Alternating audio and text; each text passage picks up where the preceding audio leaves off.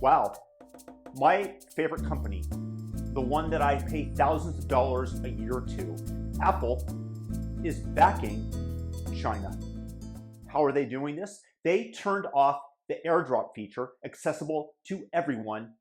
For only 10 minutes can you use it, and then it disappears, and then you can only transmit to contacts.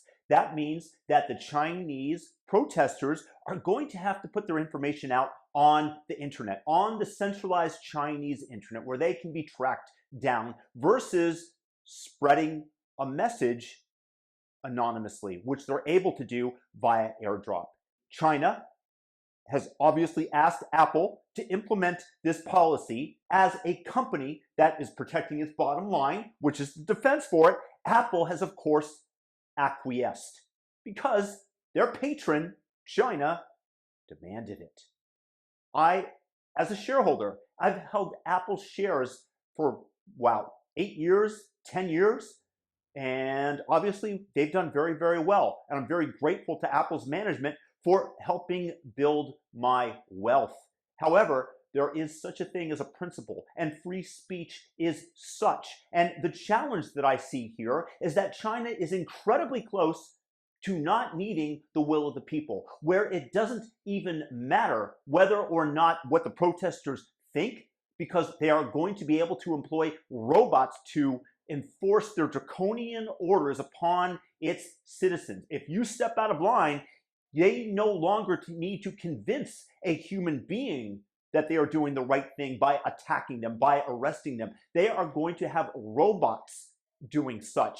And thus, the power will be centralized via artificial intelligence. And Apple is enabling this by removing the life raft, which is AirDrop, away from the citizens of China.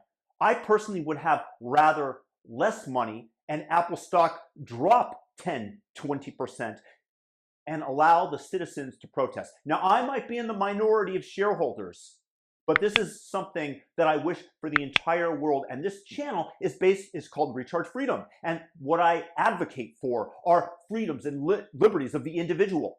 The classical liberal position, now protected by the center-right. And the challenge that I see here is that Apple has threatened to remove Elon Musk's Twitter from its app store. So based on their ideological preferences, which are obviously China's, they are threatening free speech in America and are deploying as mercenaries countermeasures to free speech in China, allowing its citizens to communicate with one another.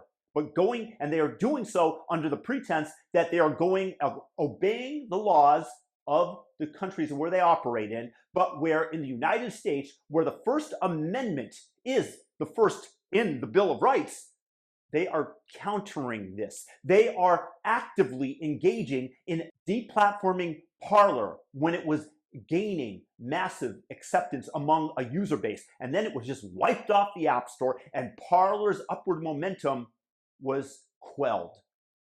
And attempting or threatening to do the same to Twitter because they disagree with the speech that is allowed on Twitter is draconian and is something that, as a shareholder, I'm not proud of. And once again, I state, and I hope that you guys join me in this, if Apple decides to eliminate Twitter from its App Store, I will never purchase another Apple product again. And I spend thousands of dollars a year with Apple on products and on subscriptions.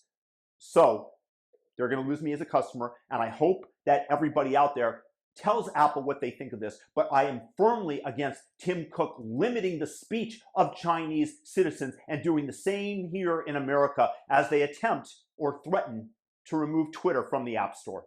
It's a horrific move, and it just shows the growing centralized power that the cabal of elites have.